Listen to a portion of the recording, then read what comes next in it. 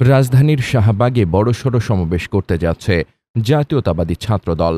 জুলাই অভ্যুত্থানের পর এটাই তাদের প্রথম বড় কোনো গণজমায়েত। তবে এবারের সমাবেশে দেখা যাবে না চিরাচরিত মিছিল, ব্যানার আর ফেস্টুনের ভিড়। দলটির কেন্দ্রীয় নেতৃত্ব সমাবেশকে ঘিরে নেতাকর্মীদের কোনো ধরনের ব্যানার, ফেস্টুন বা প্লাকার্ড না আনার নির্দেশ দিয়েছেন। রোববার দুপুর ২টায় শাহবাগে অনুষ্ঠেয় এ সমাবেশে ভার্চুয়ালি বক্তব্য দেন বিএনপির ভারপ্রাপ্ত চেয়ারম্যান তারেক রহমান। অনুষ্ঠান স্থলে বিএনপি মহাসচিব মির্জা ফখরুল ইসলাম আলমগীর ও ছাত্র বিষয়ক সম্পাদক রকিবুল ইসলাম বকুল উপস্থিত থাকবেন। ১ আগস্ট শুক্রবার বিকেলে ছাত্রদলের কেন্দ্রীয় সভাপতি রাকিবুল ইসলাম রাকিব ও সাধারণ সম্পাদক নাসির উদ্দিন নাসির সমাবেশ ঘিরে মোট ৬টি নির্দেশনা দিয়েছেন। নির্দেশনাগুলো হল: ১.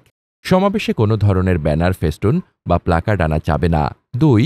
কেন্দ্র নির্ধারিত স্থানে প্রতিটি ইউনিটকে সমাবেশের শুরু থেকে শেষ পর্যন্ত অবস্থান করতে হবে। ৩.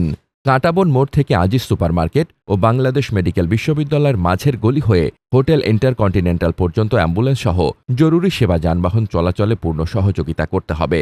৪.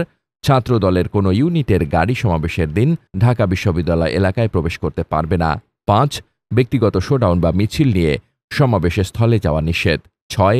সমাবেশ শেষে নির্ধারিত স্থান পরিষ্কার করে প্রত্যেক ইউনিটকে সরে যেতে হবে। Desk report, বার্তাবাজার।